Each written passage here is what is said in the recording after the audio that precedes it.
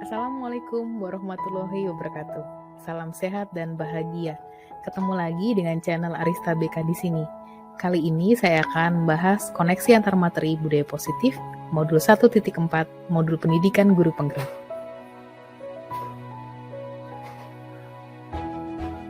Pada dasarnya di modul 1 yaitu tentang filosofi Ki Hajar Dewantara untuk modul 1.1, kemudian nilai dan peran guru penggerak, visi guru penggerak, dan budaya positif di modul 1.4 ini saling berkaitan.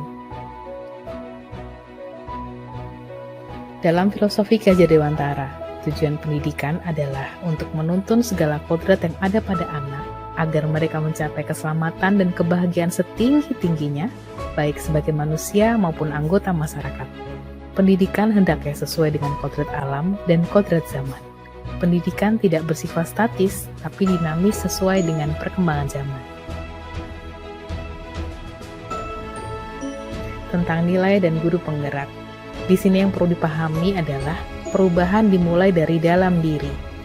Merubah artinya menyadari nilai dari dalam diri dan menyadari arti pentingnya bagaimana peranan seorang guru. Nilai guru penggerak yang ada di sini adalah mandiri, reflektif, inovatif, kolaboratif, dan berpihak kepada murid. Sementara peranan guru penggerak memimpin pembelajaran, berkolaborasi dengan guru lain, menciptakan komunitas belajar, dan mewujudkan kepemimpinan murid.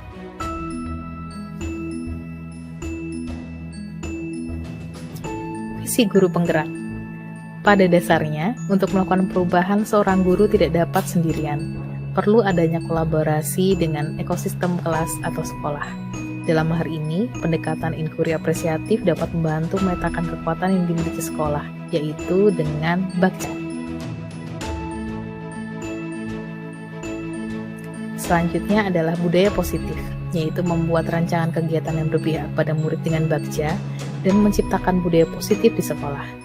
Membuat lingkungan yang aman, nyaman, sehingga murid mampu berpikir, bertindak, berkreasi dengan mandiri dan penuh tanggung jawab.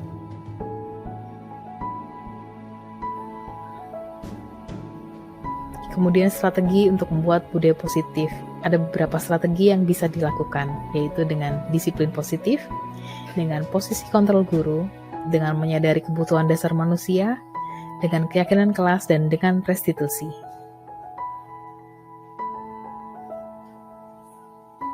Dengan terwujudnya budaya positif di lingkungan sekolah, kemerdekaan murid untuk belajar dapat tercipta, sesuai dengan filosofi Ki Hajar Dewantara yang dimulai dengan memunculkan kesadaran akan nilai universal yang disepakati bersama oleh diri sendiri dan juga orang lain.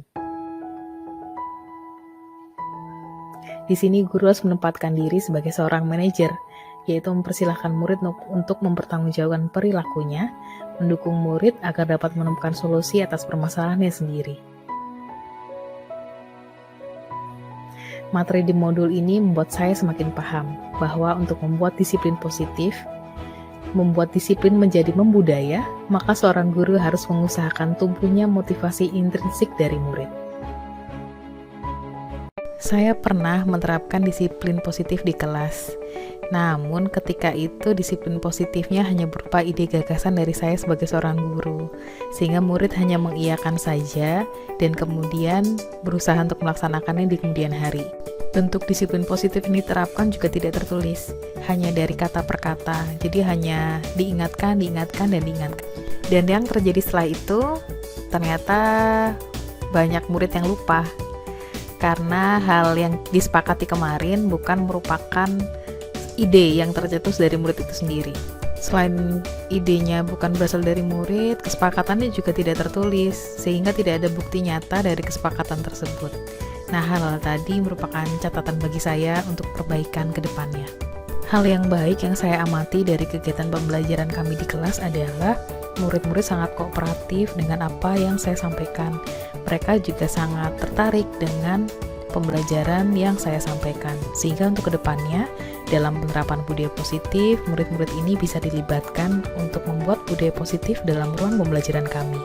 Selain itu, hasil diskusinya harus dalam bentuk tertulis dan bisa dipajang sehingga bisa jadi pengingat untuk kami semua. Tentang posisi kontrol guru, pada dasarnya saya pernah berada di kelima posisi kontrol tersebut.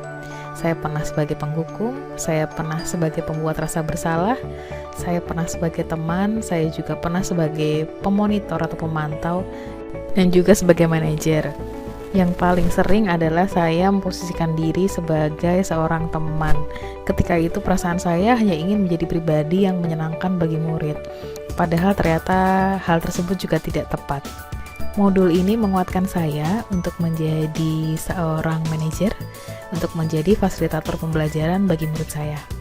Dan ternyata setelah saya menerapkannya dalam ruang kelas, yaitu saya sebagai seorang manajer atau fasilitator dalam pembelajaran, kegiatan pembelajaran jauh terasa lebih menyenangkan karena murid menjadi lebih aktif dan juga lebih kreatif.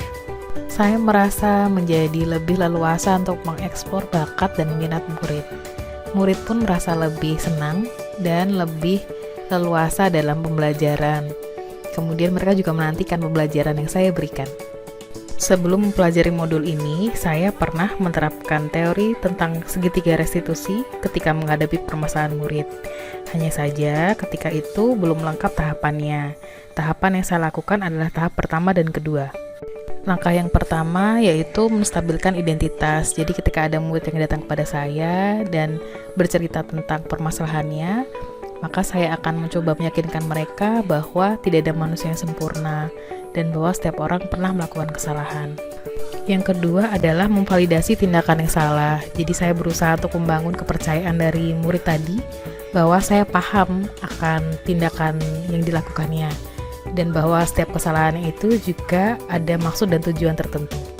Menurut saya, konsep-konsep yang ada dalam modul ini sangat menarik dan sangat penting untuk dipelajari secara mendalam. Hal tersebut merupakan salah satu bentuk ikhtiar kita untuk menciptakan budaya positif baik di lingkungan kelas maupun sekolah.